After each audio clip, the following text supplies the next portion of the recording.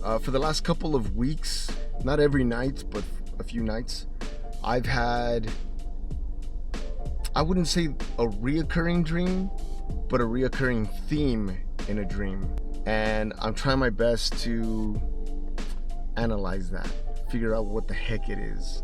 So I believe that dreams have meaning. I don't buy that they have a generic meaning, like, oh, if you dream that your teeth are falling out, it means you have financial problems. I don't believe that.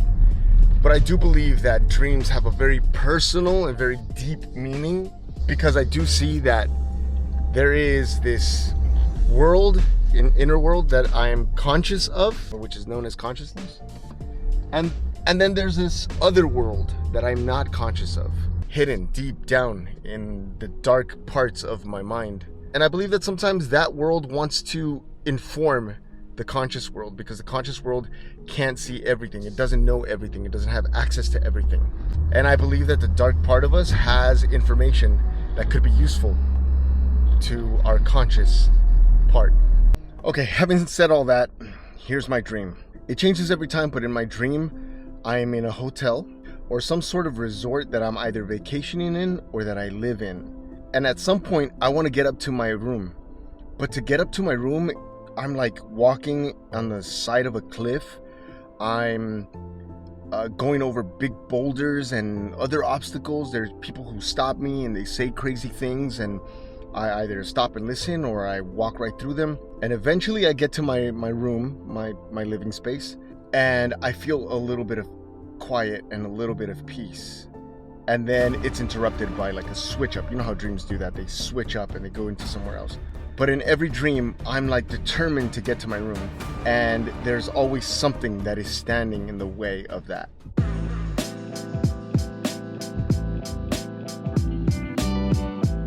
A long time ago, I was meditating and trying to work out a few things in my life. And I imagined my inner world like a hotel. And there were all these unwelcome guests. So I kicked everyone out. I renovated my inner world, and I had like a VIP list of these emotions and thoughts and ideas that I wanted dwelling inside of me.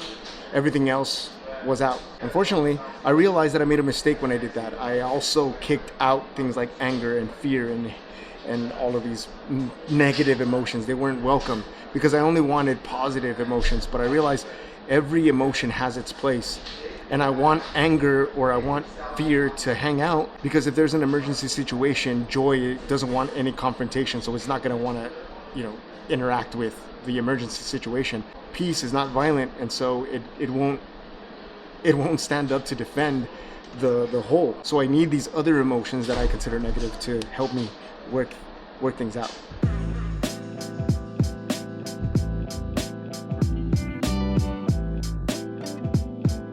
So then I guess my question is, what is my subconscious or my unconscious mind trying to tell me about my inner world? Because the hotel is me, it's my inner world. And that I'm trying to get up to my room, but I have to go through these obstacle courses just to get to this thing that I call peace, my space, my quiet place. But the thing is that on my way there, it's not just these obstacles. Sometimes I see these beautiful landscapes inside the hotel room. So imagine like a waterfall inside of a hotel room, right? And not just any waterfall, but like a waterfall that looks like the hotel was built around the waterfall in some kind of like forest.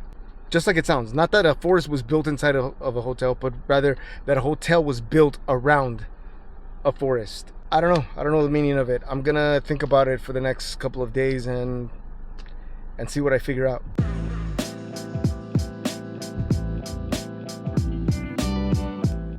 Let's learn some Spanish. Let's learn body parts. Just like English, you have a singular and then you add the S to make it plural.